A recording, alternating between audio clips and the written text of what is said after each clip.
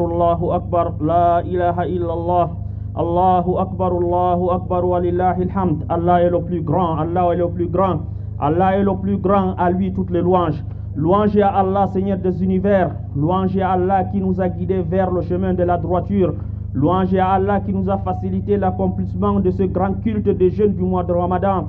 Et de par sa grâce, il nous fait vivre une fois de plus ce grand jour de fête. Louange à lui tel qu'il mérite d'être loué et tel que lui-même se loue. Je témoigne qu'il n'y a point de divinité dit d'adoration à part Allah, l'unique sans associé, et je témoigne aussi que Muhammad est son serviteur et son messager. Salut et bénédiction d'Allah sur lui, sur sa famille, ses compagnons et sur tous ceux qui leur suivent, sur tous ceux qui les suivent avec loyauté jusqu'au jour du jugement. Suite à quoi, chers frères musulmans, nous tenons en cette occasion à vous rappeler de votre devoir en ce grand jour exceptionnel qui est celui de multiplier les remerciements de gratitude, de multiplier les remerciements de gratitude à l'égard de notre Seigneur pour ses bienfaits innombrables qu'il ne cesse de nous combler. Nous devons le remercier en particulier aujourd'hui plus que jamais. Allah nous l'a recommandé de façon particulière lorsqu'il dit dans son livre, chapitre 2, verset 185, il importe de compléter le nombre de jours à jeûner, d'exalter le nom d'Allah pour vous avoir bien guidé et lui être reconnaissant. La question est de savoir comment remercier Allah en ces jours de façon susceptible à lui satisfaire. La réponse à ces questions se résume dans les points suivants selon les érudits de l'islam. 1. L'acquittement de la zakat al-fitr ou l'aumône de la rupture du jeûne qui est un devoir pour tout musulman ayant les moyens de s'en acquitter comme vous le savez bien. 2.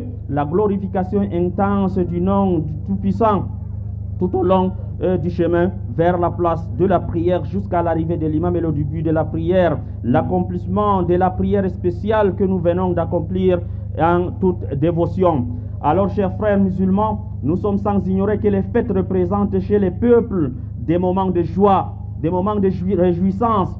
Je vous recommande donc de faire en sorte que cela ne se limite pas seulement dans le cercle familial. Répandez donc cette joie aussi loin que possible.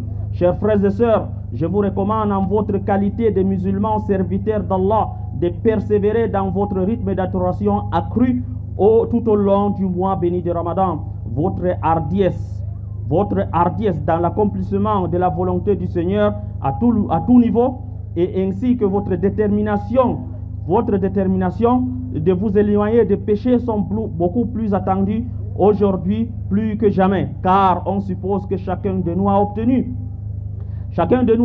la grâce divine en ce fin du mois de Ramadan qui est sans doute la crainte d'Allah, la piété. Rappelons-nous de la parole d'Allah qui dit: ô croyants, on vous a prescrit le jeûne comme on l'a prescrit à ceux d'avant vous, ainsi atteindrez-vous la piété. Affichez donc en cette période, d'après le jeûne, un comportement qui démontre que vous avez bénéficié de la piété par vos jeûnes. Ne cessez donc pas le culte qu'Allah vous a facilité durant le mois d'endurance, tels que l'assiduité dans les prières nocturnes, la lecture quotidienne du Coran, ainsi que sa méditation, le rappel constant d'Allah à travers le zikr, la charité abondante, venir en aide aux pauvres, aux nécessiteux, et en particulier le bon comportement et l'abstinence des péchés.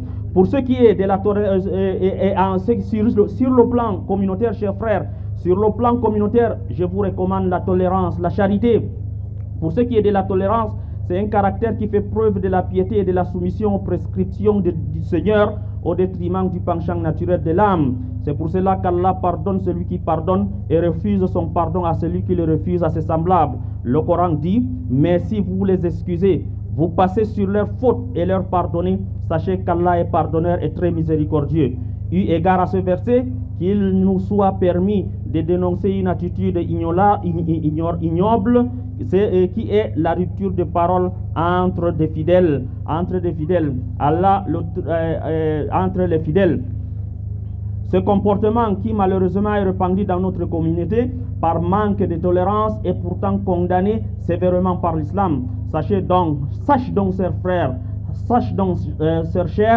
chères sœurs, toi qui persistes dans la rupture du contact verbal, au-delà de 3 jours avec ton frère, tes œuvres ne seront plus acceptées par Allah. Et que si dans cet état, la mort survient, tu es menacé de séjourner en enfer, qu'Allah nous épargne des turpitudes. Faites donc de ce jour de fête et de joie une opportunité de réconciliation, qu'Allah nous vienne en aide. Pour ce qui est de la charité en ce jour, élargissez vos bienfaits sur vos entourages, sans considération ethnique, sans considération religieuse.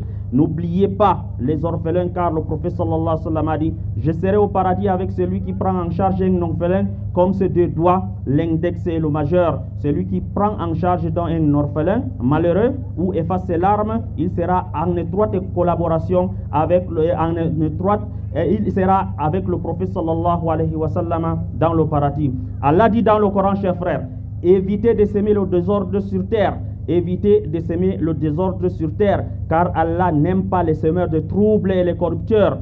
Eu égard à ce verset, nous devons, chers frères musulmans, participer à la préservation de la paix et de la stabilité si chère à notre pays, en n'étant pas du nombre de fauteurs de troubles ni de corrupteurs, car si nous sommes rassemblés ici maintenant et aujourd'hui, c'est parce qu'il y a la paix, c'est parce qu'il y a la stabilité. Veillons donc à garder et à préserver cette paix et cette stabilité, qu'Allah subhanahu wa ta'ala nous vient en aide.